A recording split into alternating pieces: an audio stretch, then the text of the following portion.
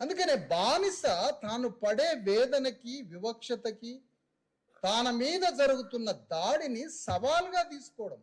సవాల్ ప్రతి సవాల్, చర్య ప్రతి చర్య, దాడి ప్రతి దాడి, ఇవి లేని సమాజం కదా మంది.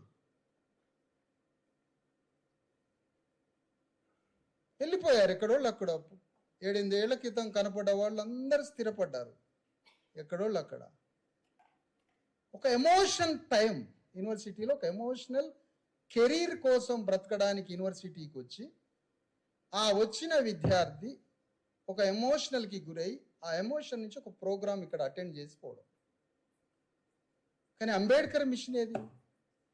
నీవే అంబేద్కర్ మిషన్ని ఫాలో కాకపోతే గ్రామంలో కూలీనాలి చేసుకొని రక్త మాంసాలతో ఉడికించి రోజు అన్నం తెచ్చుకొని కడుపు నింపుకున్న కూలీ సమాజాన్ని కడతాడా? ఇది సాధ్యమా?